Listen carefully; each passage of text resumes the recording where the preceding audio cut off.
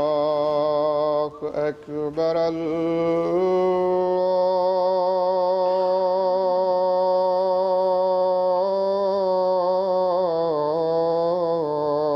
الله أكبر. الله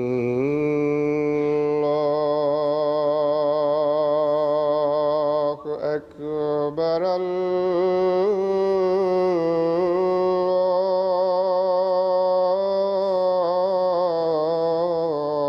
الله أكبر. أشهد أن لا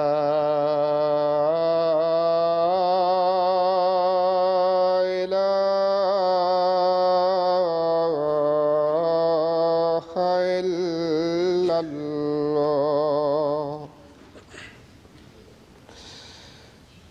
أشهد أن لا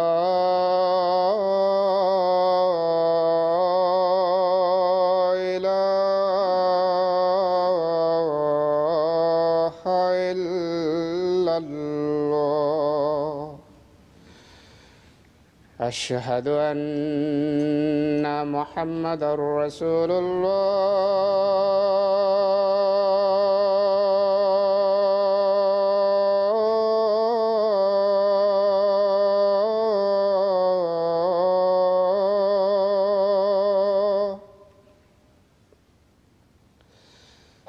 أشهد أن محمدًا رسول الله.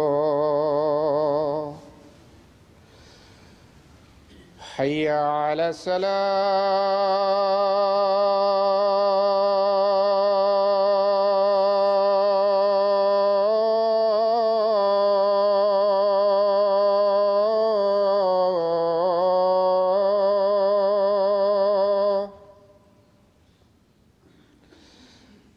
حي على الصلاة.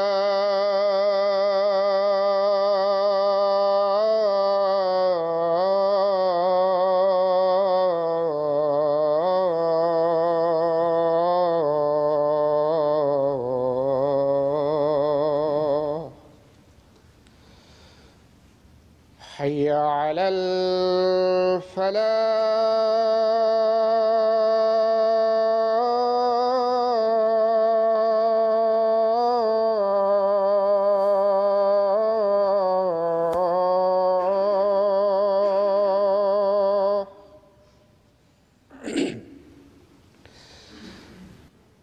حي على الفلاح.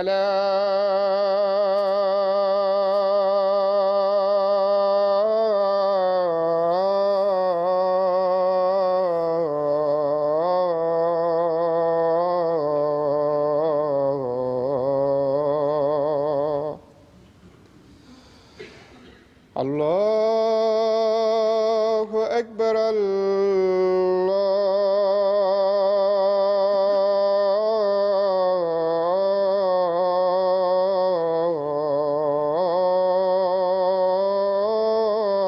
الله أكبر. لا إله إلا الله.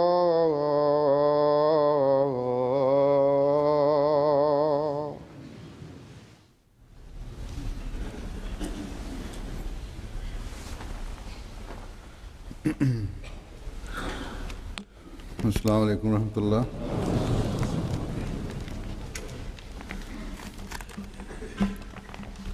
अशहदु अल्ला इलाहा इल्लल्लाह वहदहु ला शरीका लहु व अशहदु अन्ना मुहम्मदन अब्दुहु व रसूलुहु। अम्मा बादु फ़अऊज़ु बिल्लाहि मिनश्शैतानिर रजीम। बिस्मिल्लाह الرحمن الرحيم الحمد لله رب العالمين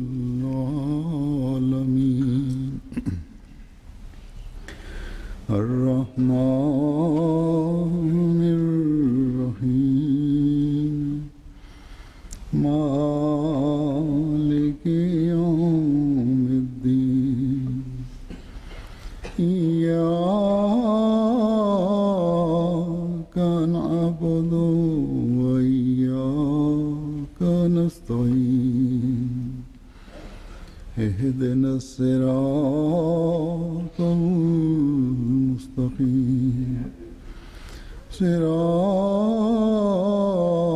الذين أنعمت عليهم غير المغضوب عليهم ولا الضالين.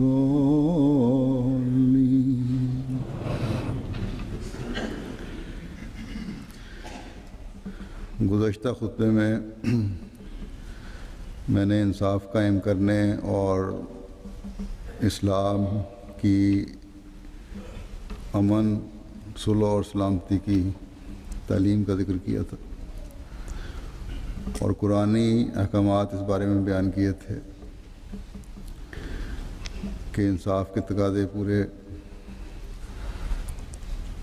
کرنے سے ہی دنیا میں صلح اور سلامتی کی بنیاد رکھی جا سکتی ہے، اور اس کی بنیاد تقویٰ پر منحصر ہے۔ اور قرآن کریم میں تقویٰ پر قائم رہنے کا ایک مسلمان کو اس قدر تاکیدی حکم ہے اور بار بار حکم ہے کہ ایک مومن سے کبھی توقع کی نہیں جا سکتی کہ وہ دنیا کی بدامنی میں کوئی کردار ادا کر سکتا ہے۔ اس بارے میں قرآن کی تعلیم کا اس حوالے سے میں نے ذکر کیا تھا کہ کسی مسلمان کو نہ انفرادی طور پر نہ حکومتی طور پر یہ زیبا ہے کہ کسی قوم سے دشمنی کی وجہ سے انصاف کے تقاضے پورے نہ کرے۔ اسلام ہر قوم سے صلح و آشتی کے تعلقات استوار کرنے کی، قائم کرنے کی تعلیم دیتا ہے، سوائے ان کے جو براہ راست جنگوں کو مسلمانوں پر ٹھوسنے کی کوشش کرتے ہیں۔ اس ضمن میں آج مزید اسلامی قرآنی تعلیم کا ذکر کروں گا کہ کیوں اور کس حد تک جنگ کی اجازت ہے، اور اگر جنگ نہ کی جائے جس کی اسلام نے ابتدائی زمانے میں اجازت دی تھی تو کیا کیا نقصانات ہو سکتے ہیں اور کیا بھیانک نتائج اس کے نکلتے ہیں یا اس وقت نکلنے کا امکان تھا۔ اس سے ثابت ہوگا کہ قتال کی اجازت دنیا کے امن و سلامتی کے لیے تھی، نہ کہ دنیا میں فتنہ و فساد پیدا کرنے کے لیے، جیسا کہ آج کل اسلام مخالف پروپیگنڈا کرنے والے شور مچا رہے ہیں۔ اگر ان مخالفین کا یا ان کے ہم نواؤں کا یا ان کی حمایت میں کھڑے لوگوں کے اپنے مذہب اور ان کی حکومتوں کے عمل اور دنیا کے امن و امان کی اور سکون کی بربادی کی جو یہ کوششیں کر رہے ہیں ان کا ذکر شروع ہو تو ان کے لیے کوئی راہ فرار نہیں رہتی۔ لیکن ہمارا مقصد دلوں کے کینوں اور بغضوں اور حسدوں کو مزید ہوا دینا نہیں ہے، اس لیے قرآنی تعلیم کے بارے میں جو اللہ تعالیٰ نے ہمیں اپنی بیان فرمایا ہے قرآن کریم میں، اس کا یہاں ذکر کروں گا، جو کہ جس سے کہ مزید یہ کھلے گا کہ جنگوں کی یا قتال کی جو اجازت ملی تھی وہ کن بنیادوں پر تھی۔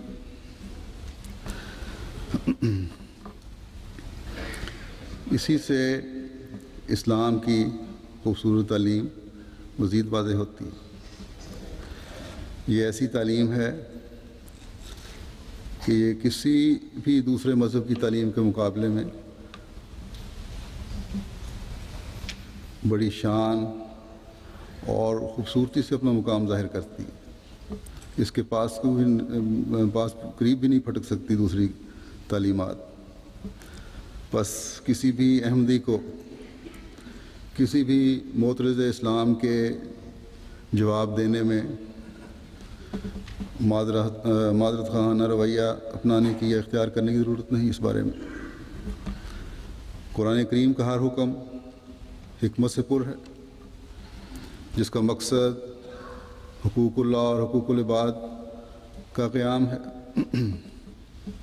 حضرت مسیح موعود علیہ الصلوۃ والسلام نے جو جنگیں اس میں لڑی گئیں یا جو جنگیں حضرت صلی اللہ علیہ وسلم کے زمانے میں اور خلفائے راشدین کے زمانے میں لڑی گئیں، ان کی وجوہات بیان فرمائی ہیں۔ آپ فرماتے ہیں کہ اس کی 3 وجوہات ہیں۔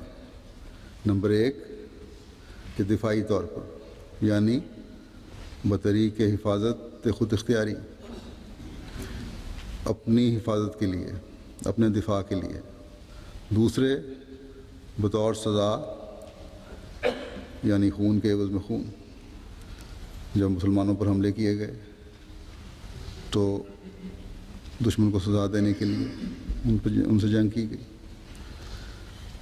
اسلامی حکومت تھی، سزا کا اختیار تھا۔ نمبر 3 بطور آزادی قائم کرنے کے، یعنی بغرض مزاحموں کی قوت توڑنے کے جو مسلمان ہونے پر قتل کرتے تھے،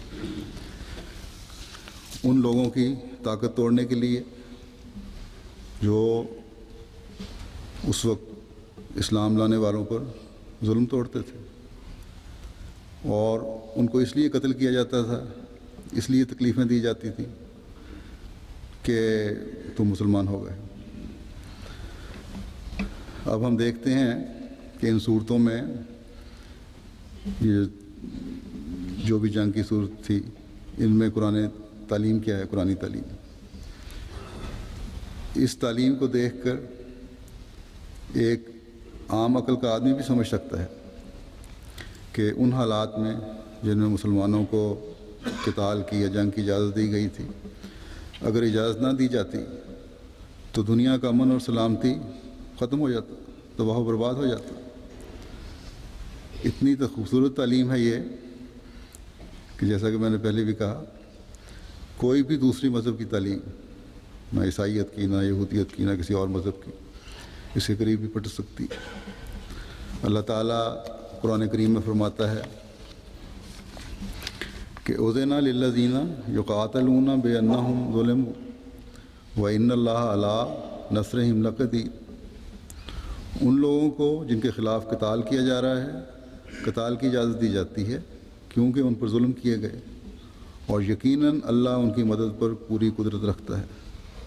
پھر فرمایا الذین اخرجوا من دیارہم بغیر حق الا ان یقولوا ربنا اللہ ولولا دفع اللہ الناس بعضهم ببعض لہدمت صوامع وبیع وصلوات ومساجد یذکر فیہا اسم اللہ کثیرا ولینصرن اللہ من ینصرہ ان اللہ لقوی عزیز۔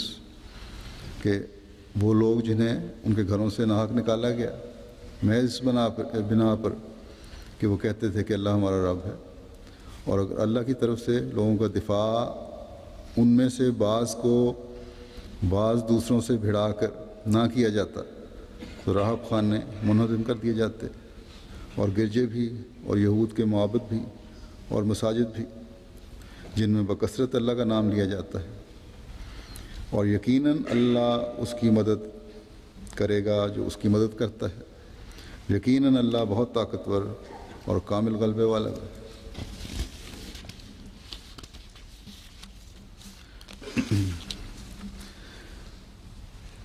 یعنی اس لیے اجازت دی جاتی ہے کہ نمبر 1 جو قاتلون بأنہم ظلموا،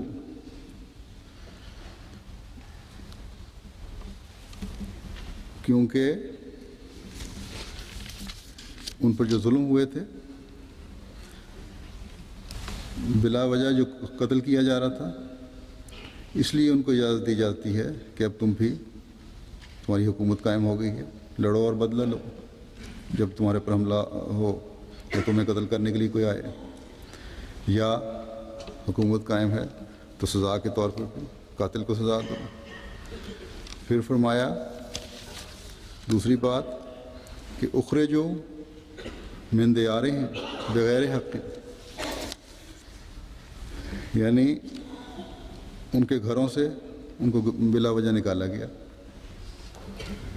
قصور کیا ہے ان کا؟ قصور یہ ہے کہ وہ کہتے ہیں ربنا اللہ، کہ اللہ ہمارا رب ہے۔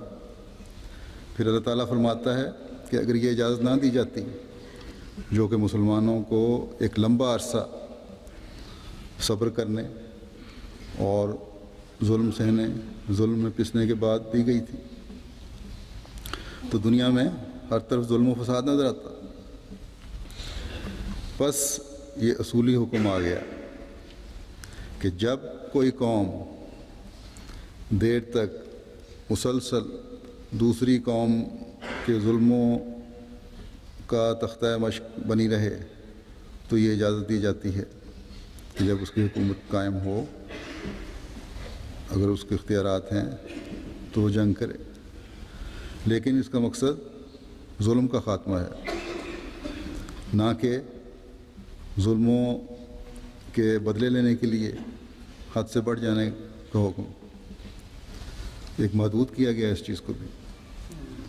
اس پرحکمت ارشاد نے دوسرے مذاہب کے تحفظ کا بھی انتظام کروا دیا کہ اگر یہ اجازت نہ دی جاتی تو ہر مذہب کی عبادت گاہ ظالموں کے ہاتھوں تباہ و برباد کر دی جاتی، جس سے نفرتیں اور بڑھتی اور سلامتی دنیا سے اٹھ جاتی۔ اللہ تعالیٰ نے یہاں فرمایا کہ ہمیشہ سے یہ اجازت ہے ظالم کو ظلم سے روکنے کی۔ بس یہ صرف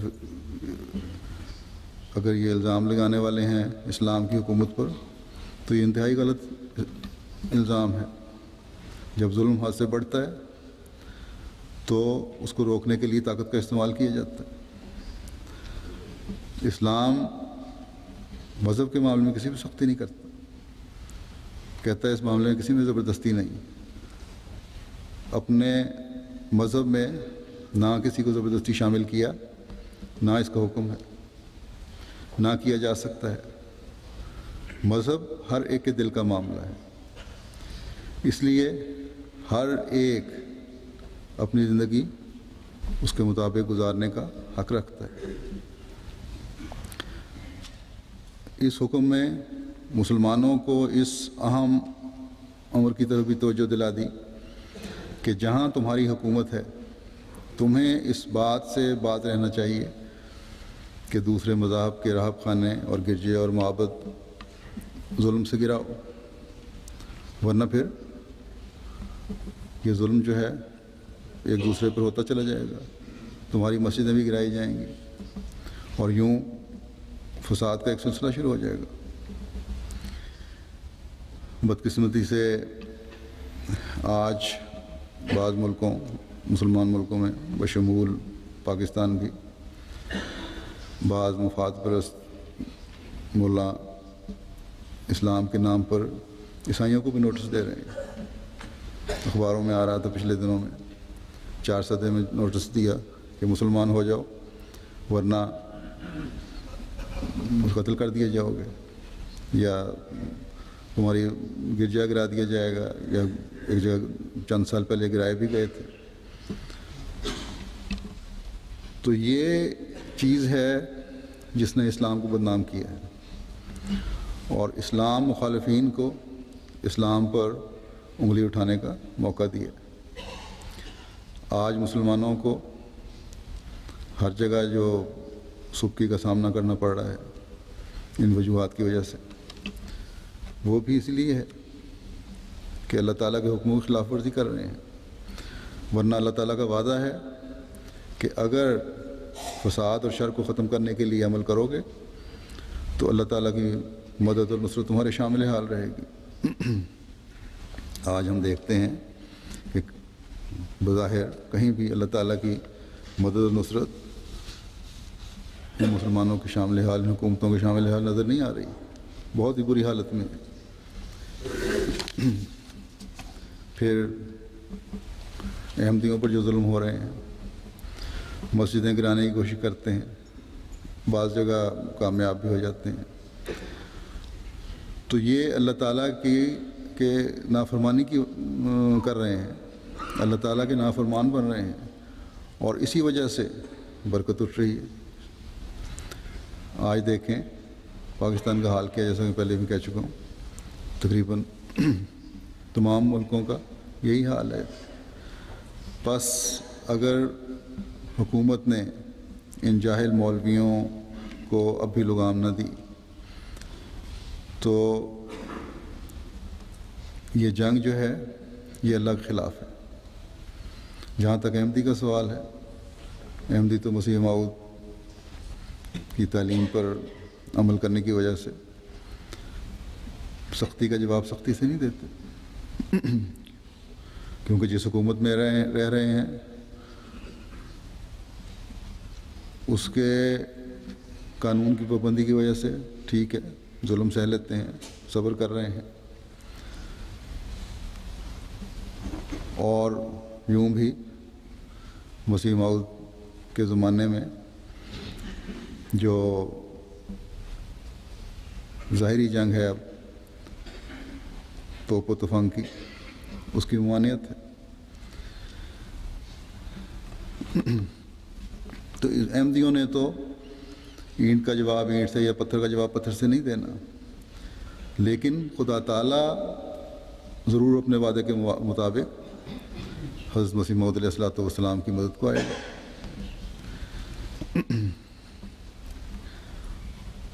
تو ان اسلامی ملکوں کو جہاں جہاں بھی احمدیوں پر ظلم ہو رہا ہے یا احمدیوں کے خلاف قانون پاس کیے جاتے ہیں، ہوش کرنی چاہیے کہ ان ظلموں کی انتہا کی وجہ سے یہ جو اللہ تعالیٰ کا حکم ہے کہ دفع اللہ الناس بعضهم ببعض،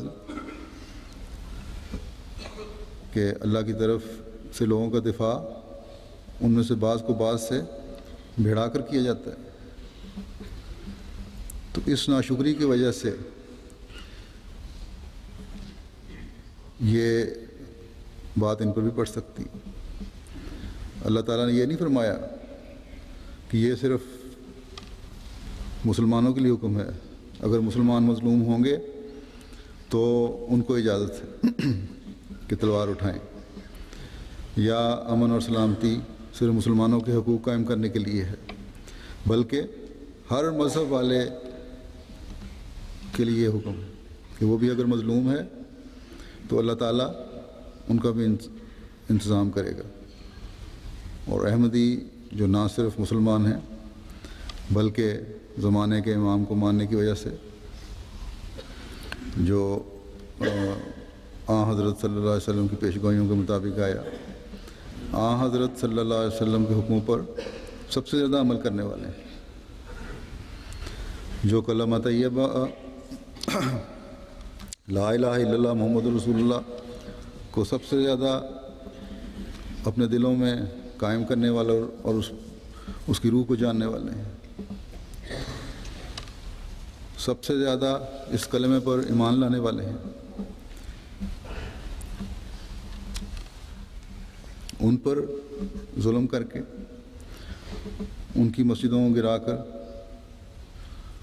اپنے آپ کو خود یہ لوگ اس حدیث کے نیچے لاتے ہیں جس میں حضرت صلی اللہ علیہ وسلم نے فرمایا کہ جو مسلمان دوسرے مسلمان پر حملہ کرتا ہے وہ مسلمان نہیں رہتا،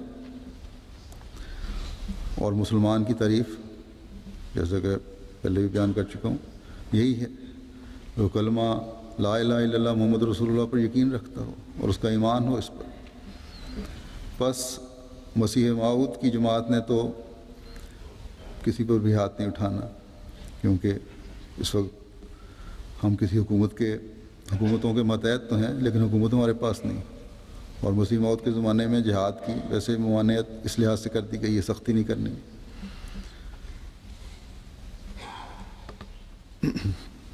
تو عام حالات میں بھی ہم کسی پہ ہاتھ نہیں اٹھاتے، تو جو کلمہ گو ہیں جو اپنے آپ کو حضرت صلی اللہ علیہ وسلم کی طرف منسوب کرتے ہیں ان کے خلاف تو ہاتھ اٹھانے کا سوال ہی نہیں، جو مرضی کرتے رہیں، لیکن ہماری طرف سے سلامتی کا پیغام ہی ہے ان کے لیے۔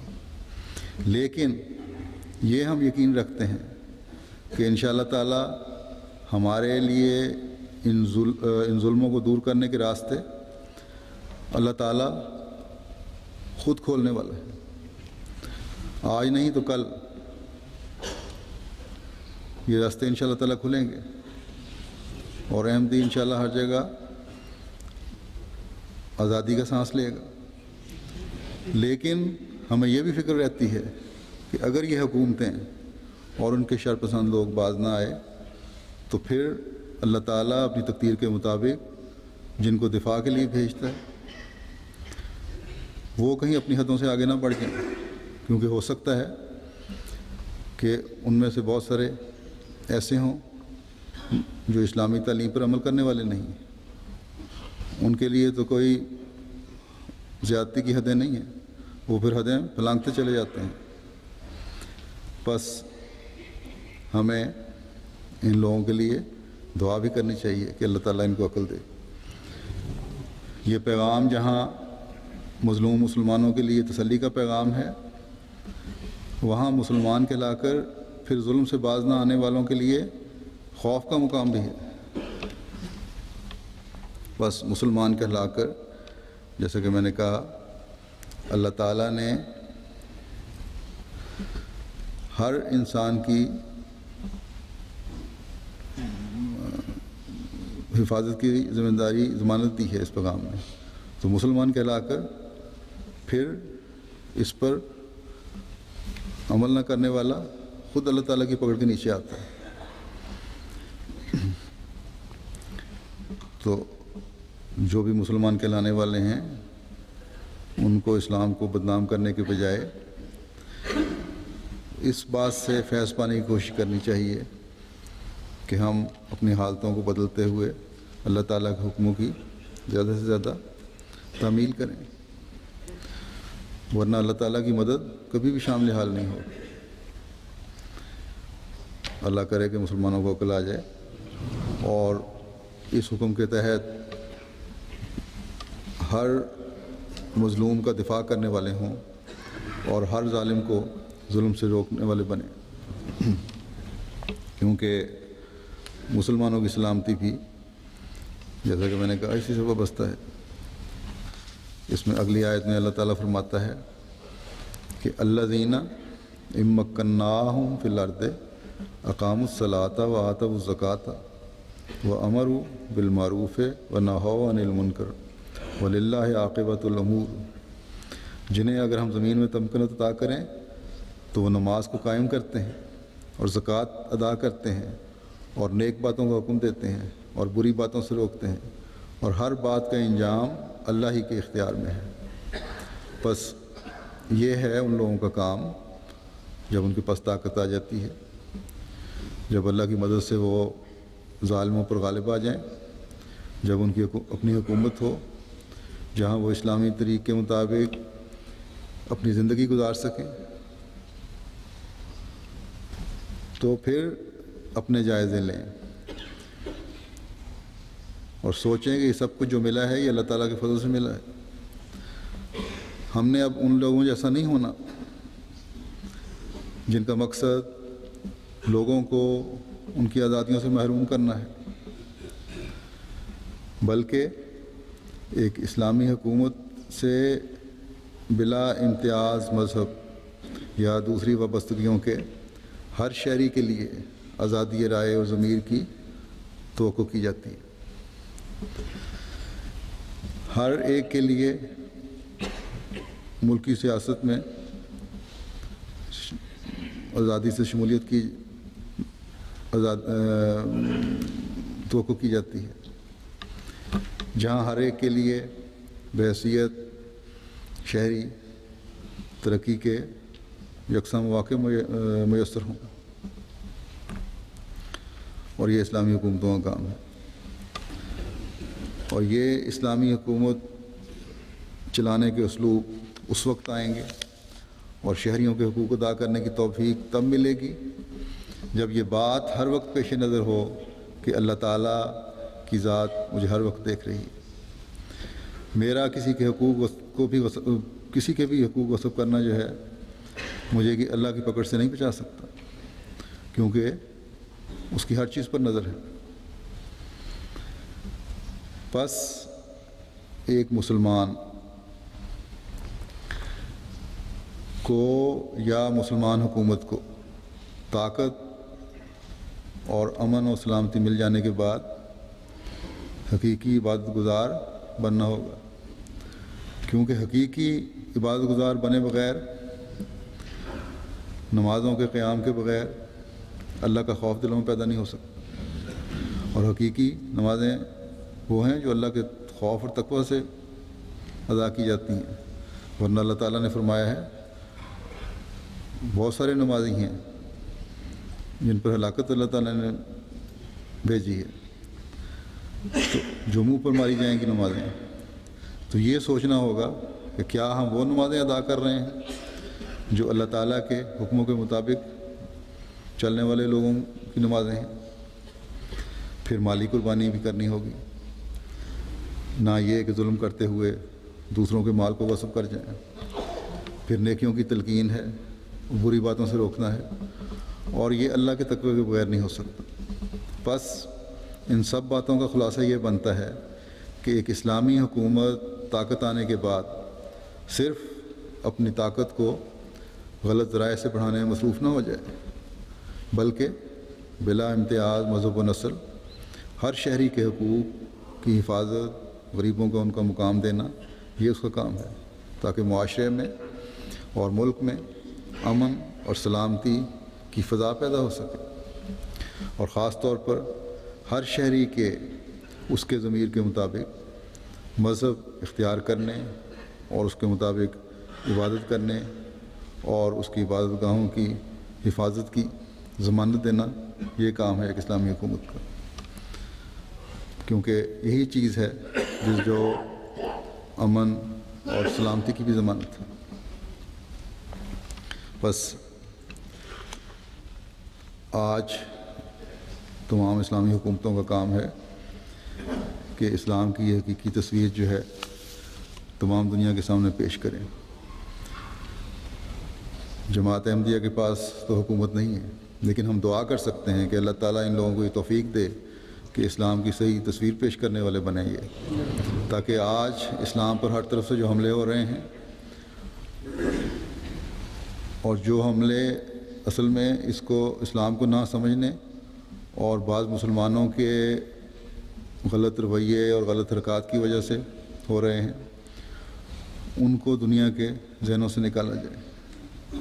پھر اللہ تعالیٰ فرماتا ہے کہ یہ جنگ کی جو اجازت ہے اسلامی حکومت کو دی جاتی ہے،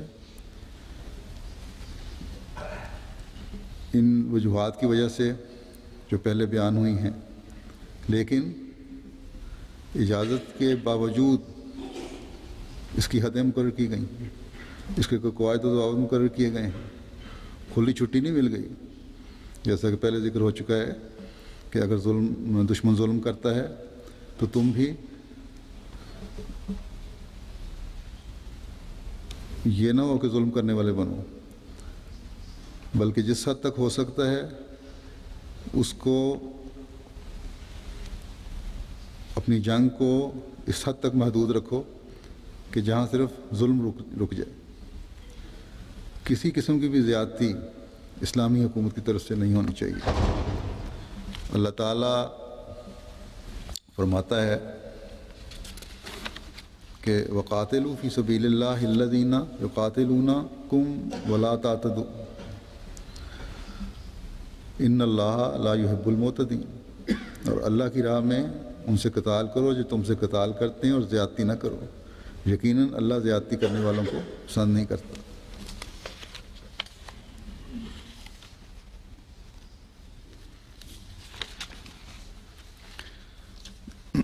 پھر فرمایا وَاقْتُلُوهُمْ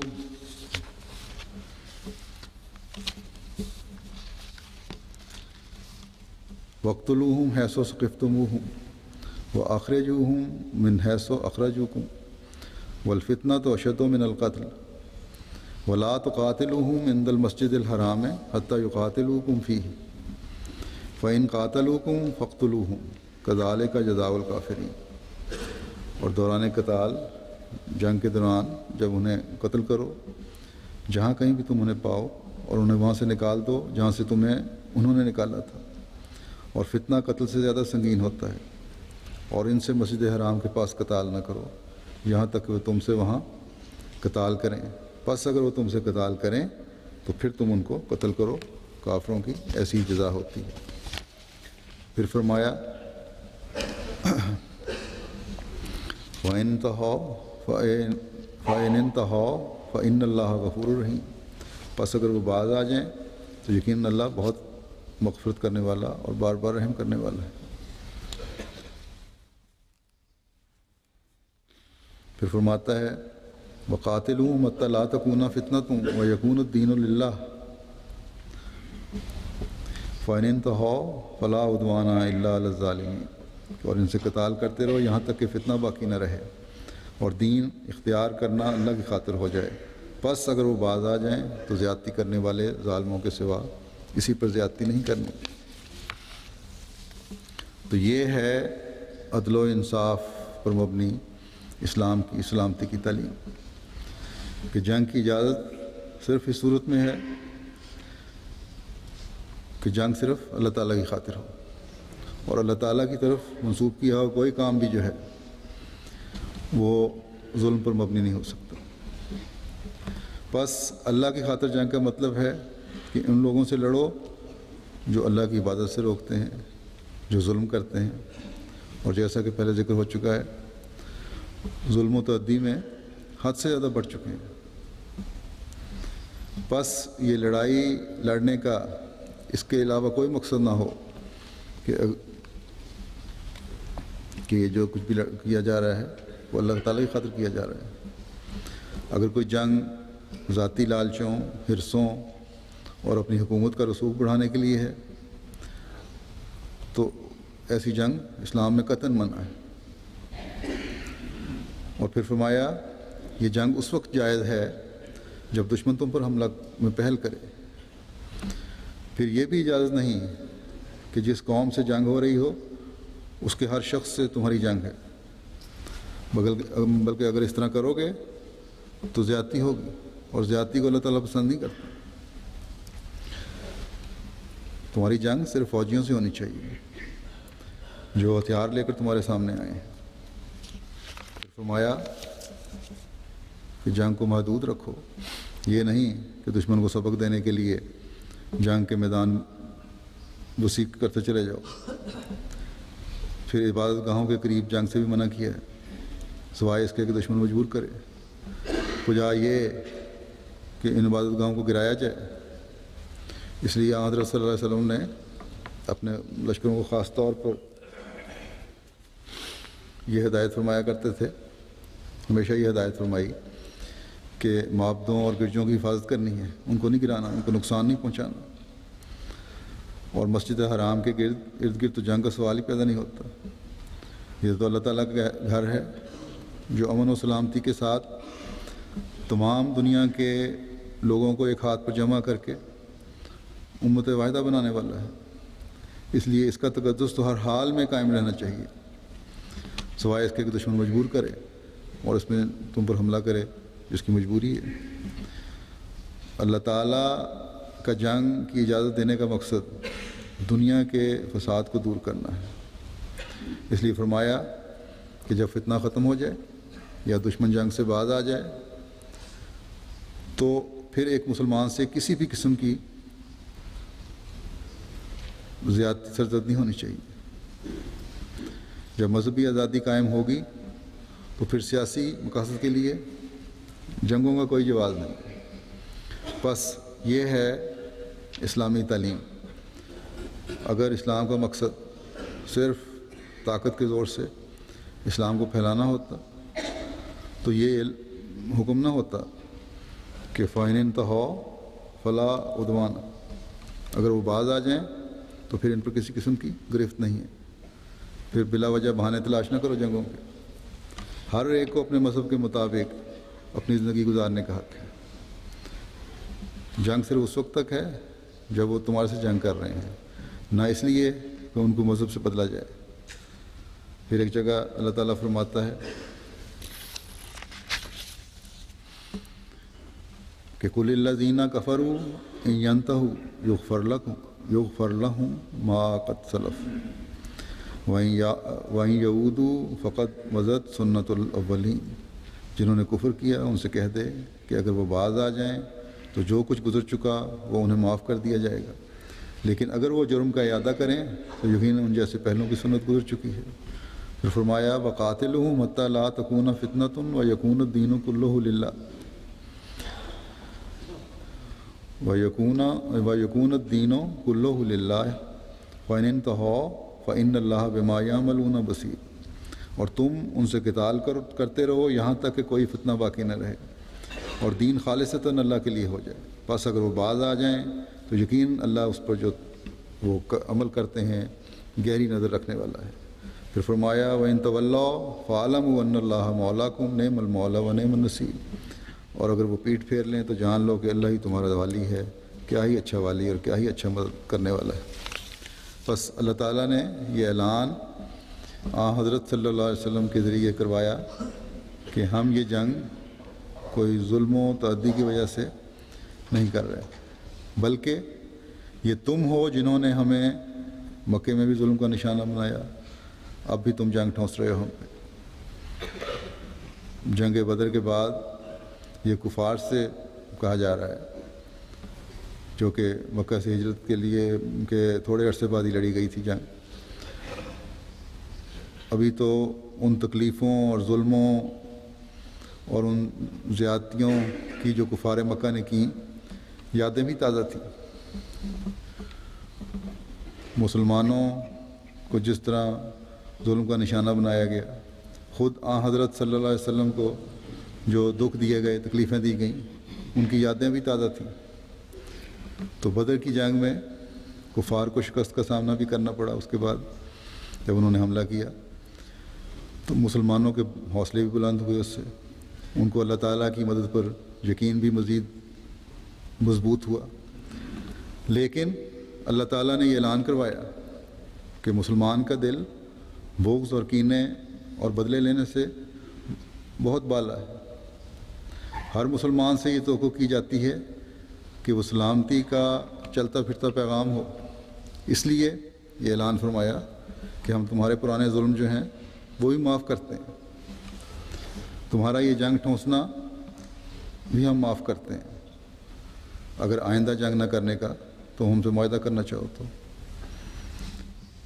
یہ عہد کرو، تو پھر ہماری طرف سے بھی پابندی ہوگی، لیکن اگر باز نہیں آؤ گے تو پھر ہماری مجبوری ہے تمہارے ظلم کو روکنے کی وجہ سے، جب بھی تم حملہ کرو گے یا ہمارے ساتھیوں کو دوسرے مسلمانوں کو کہیں تکلیفیں پہنچاؤ گے تو اس کا بدلہ لیا جائے گا۔ تو اللہ کے دین کی خاطر اور دنیا کے امن اور سلامتی کی خاطر ہمیں لڑنا پڑے گا تو پھر لڑیں گے۔ یہ بھی اعتراض ہوتا ہے کہ فرمایا کہ وَيَكُونُ الدِّينُ كُلُّهُ لِلَّهِ، کہ یعنی اور دین خالصتاً اللہ کے لیے ہو جائے۔ تو اعتراض کرنے والے اسلام پر اعتراض کرتے ہیں، اس کا مطلب یہ ہے کہ مسلمانوں کو یہ حکم ہے کہ تم جنگ کرتے چلے جاؤ اور اسلام کو تلوار کے زور سے پھیلاتے چلے جاؤ، یہاں تک کہ تمام دنیا پر اسلام نہ پھیل جائے۔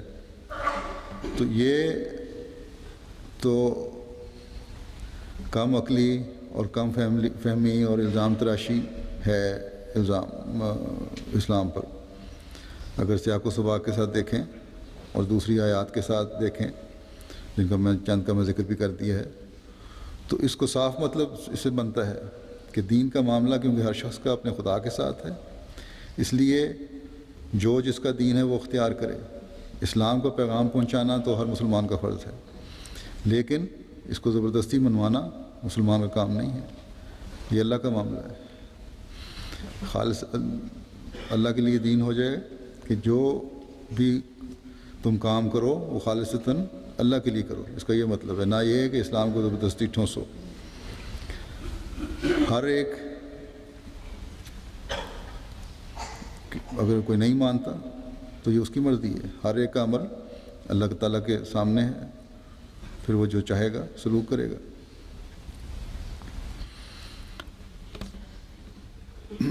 حضرت صلی اللہ علیہ وسلم کی ذات پر بھی یہ الزام لگایا جاتا ہے کہ آپ بھی نعوذ باللہ زبردستی لشکر کشی کیا کرتے تھے اور مسلمان بناتے تھے، اور یہ جنگیں لڑی گئیں، اور دلیل یہ دی جاتی ہے اس کے علاوہ بھی، قرآن کی دلیل کے علاوہ بھی، کہ حضرت صلی اللہ علیہ وسلم جب بادشاہوں کو تبلیغی خطوط لکھا کرتے تھے یا جب کوئی لشکر بھجواتے تھے یا کوئی غزوہ ہوتا تھا تو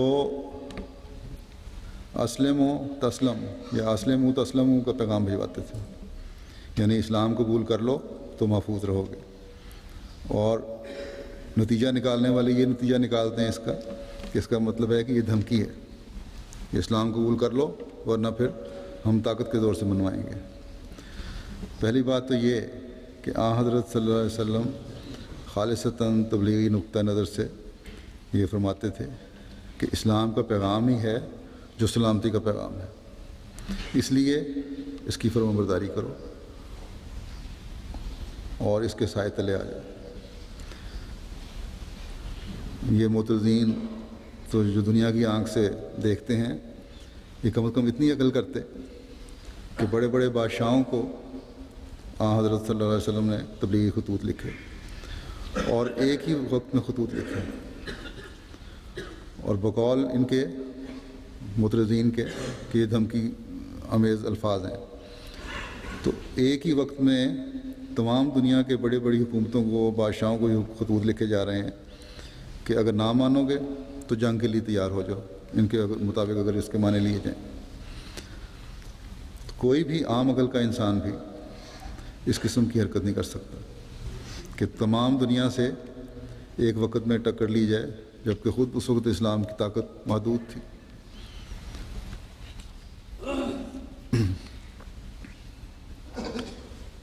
کچھ تو عقل ان کو کرنی چاہیے، سوچنا چاہیے۔ حضرت صلی اللہ علیہ وسلم نے جو خدا تعالیٰ کے نبی تھے اور اس کی ذات پر مکمل یقین تھا، آپ نے یہ پیغام دیا، لیکن اس لیے دیا کہ آپ انسانی ہمدردی چاہتے تھے، اور آپ کو یہ یقین تھا کہ اس دین میں ہی اب امن و سلامتی ہے، یہی دین ہے جو امن اور سلامتی پھیلانے والا دین ہے، اس لیے دنیا کو اسے تسلیم کرنا چاہیے، اور اس نیت سے یہ پیغام انہوں نے دنیا کو بھجوائے، مختلف بادشاہوں کو بھجوائے۔ حضرت صلی اللہ علیہ وسلم سے زیادہ کوئی بھی اس یقین پر قائم نہیں ہو سکتا تھا جن کو خدا تعالیٰ نے اپنا آخری شرعی پیغام دے کے دنیا میں بھیجا تھا،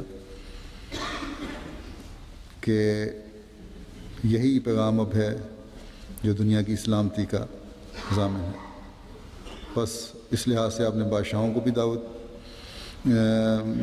دی انہی الفاظ کے ساتھ، اور یہی پیغام آپ اس ہمدردی کی وجہ سے ہر حد سے بڑھے ہوئے کو جو اسلام کو ختم کرنے کے درپے تھا، جنگ شروع ہونے سے پہلے بھیجا کرتے تھے کہ اسلام تو امن، سلامتی اور صلح کا پیغام ہے۔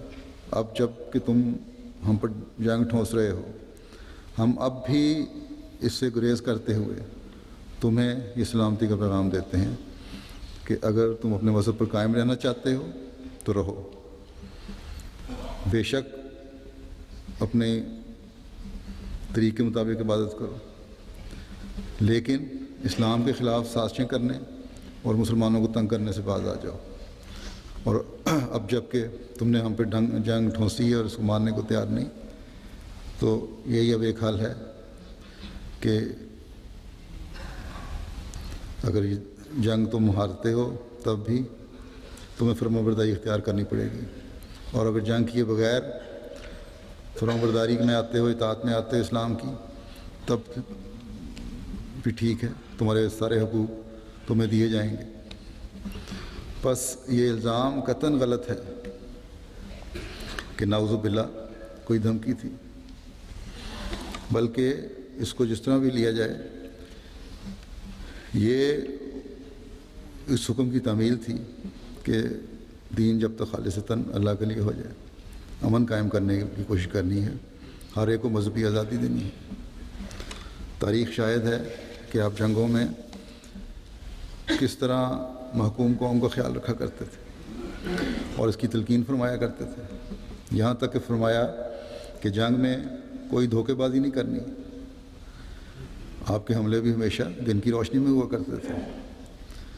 حکم تھا کہ کسی بچے کو نہیں مارنا، کسی عورت کو نہیں مارنا، پادریوں اور مذہبی رہنماؤں کو قتل نہیں کرنا، بوڑھوں کو نہیں مارنا، بلکہ جو تلوار نہیں اٹھاتا اسے بھی کچھ نہیں کہنا، چاہے وہ نوجوان ہو۔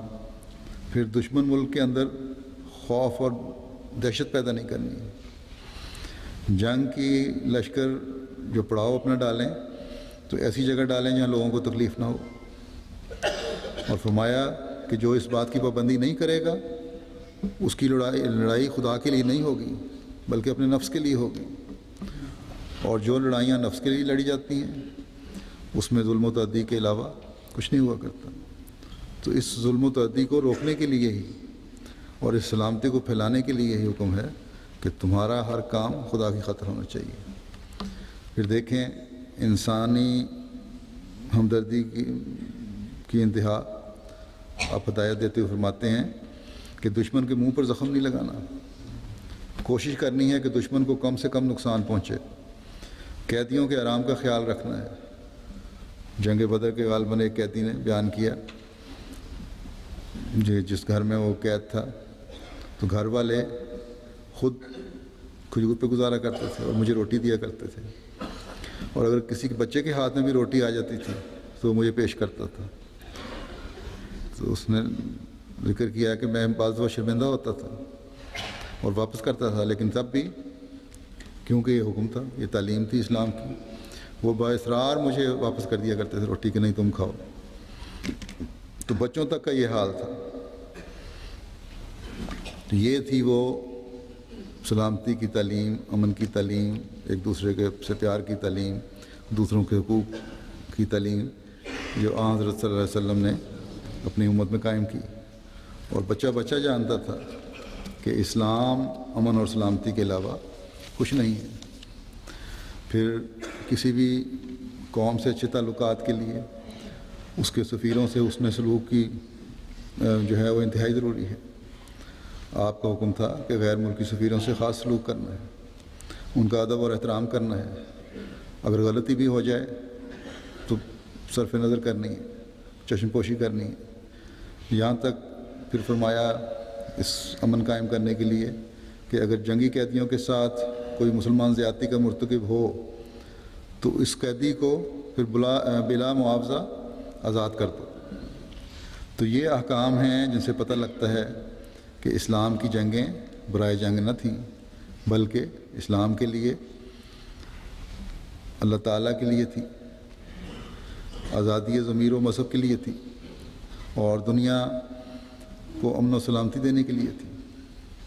پھر قرآن تعلیم قیدیوں سے حسن سلوک کے بارے میں ہے کہ اگر کسی قیدی کو یا غلام کو فدیہ دے کر چھڑانے والا کوئی نہ ہو اور وہ خود بھی طاقت نہ رکھتا ہو تو فرمایا والذین یبتغون الکتاب مما ملکت ایمانکم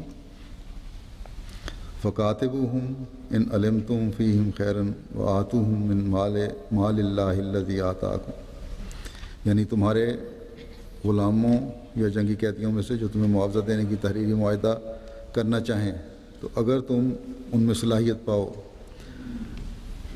کہ اس میں یہ صلاحیت ہے کہ وہ اس معاہدے کے تحت کوئی کام کر کے ان کو ہنر کوئی آتا ہے، اپنی روزی کما سکتے ہیں، تو تحریری معاہدہ کر لو اور ان کو آزاد کر دو، اور وہ مال جو اللہ نے تمہیں دیا ہے اس سے بھی کچھ انہیں دو۔ تو یہ جو خرچ ہے جنگوں کا، کیونکہ اس وقت انفرادی طور پہ پورا کیا جاتا تھا، تو جس مالک کے پاس وہ غلام ہے وہ اس کا کچھ خرچ برداشت کرے، یا وہ نہیں کرتا تو مسلمان اکٹھے ہو کر اس کے لیے سامان کر دیں،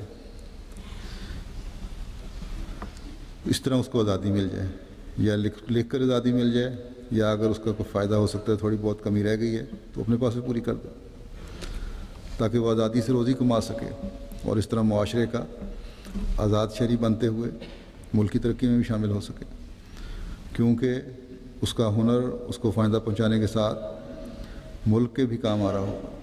تو یہ ہے اسلام کی خوبصورت تعلیم، جو ہر پہلو سے ہر طبقے پر سلامتی بکھیرنے والی ہے، ہر ایک کو آزادی دلوانے والی ہے۔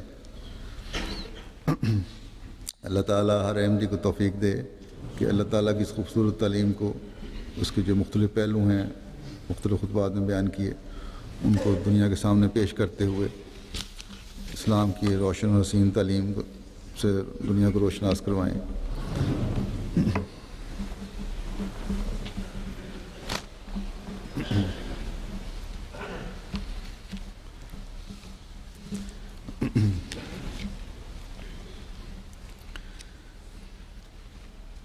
الحمد للہ نحمده ونستعینه ونستغفره ونؤمن به ونتوکل علیہ ونعوذ باللہ من شرور انفسنا ومن سیئات اعمالنا، من يهده الله فلا مضل له ومن يضلل فلا هادي له، ونشهد أن لا إله إلا الله ونشهد أن محمدا عبده ورسوله۔ اس وقت ایک افسوسناک اعلان کروں گا کہ ہمارے ایک مخلص فضائی احمدی ڈنمارک کے مکرم عبدالسلام میڈیسن صاحب 25 جون کو بقضاء الہی وفات پا گئے ہیں۔ انا للہ و انا الیہ راجعون۔ آپ کے والد عیسائی پادری تھے، خود بھی یونیورسٹی میں کرسچن تھیولوجی کی تعلیم حاصل کر رہے تھے اور عیسائیت کی تعلیم حاصل کر رہے تھے، انہوں نے بھی پادری بننا تھا، لیکن قرآن کریم کے مطالعے کے بعد اچانک ان کی زندگی میں انقلاب آیا، اور 1955 میں جب آپ یونیورسٹی کے فائنل امتحان کی تیاری کر رہے تھے، آپ نے عیسائیت کو ترک کیا اور اسلام قبول کیا، جس کے بعد 1956 میں پھر ہمارے جو مبلغ ہیں کمال یوسف صاحب جو تھے ڈنمارک میں، سویڈن میں تھے ان دنوں میں،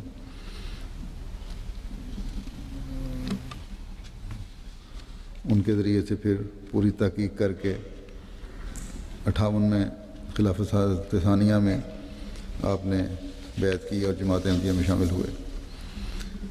پھر 1958 میں ہی آپ نے وصیت کی توفیق بھی پائی،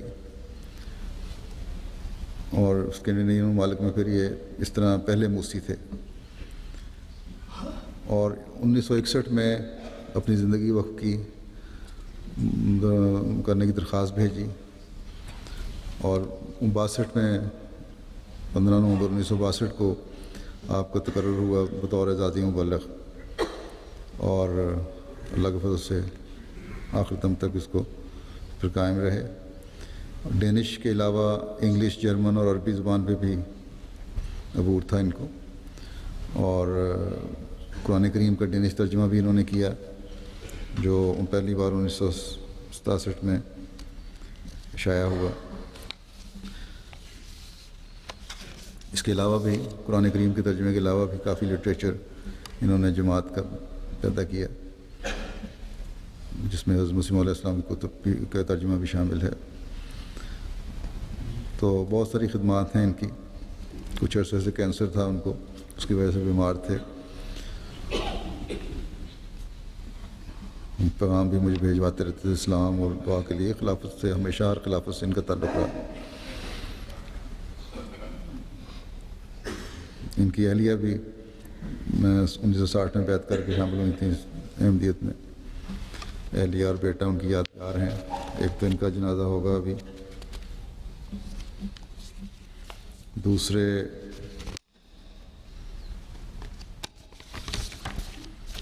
مکرم استاد جابی صالح صاحب سینیگال کے ہیں۔ استاد صالح جابی صاحب جو ہیں یہ 1 مئی کو 68 سال کی عمر میں بقضاء الہی وفات پا گئے۔ انا للہ و انا الیہ راجعون۔ یہ سینیگال کے ابتدائی احمدیوں میں سے تھے اور بڑے اچھے داعی اللہ تھے، تبلیغ میں مصروف رہتے تھے۔ علاقے کے معروف عربی استاد اور عالم تھے آپ۔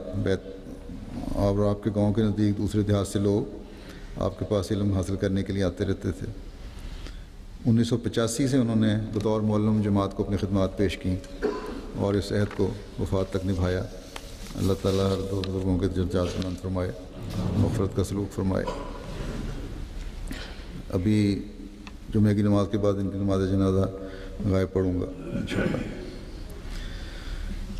عباد اللہ رحمکم اللہ، ان اللہ یامر بالعدل والإحسان وإیتاء ذی القربى وینہی عن الفحشاء والمنکر والبغی یعظکم لعلکم تذکرون۔ اذکروا اللہ یذکرکم وادعوہ یستجب لکم ولذکر اللہ اکبر۔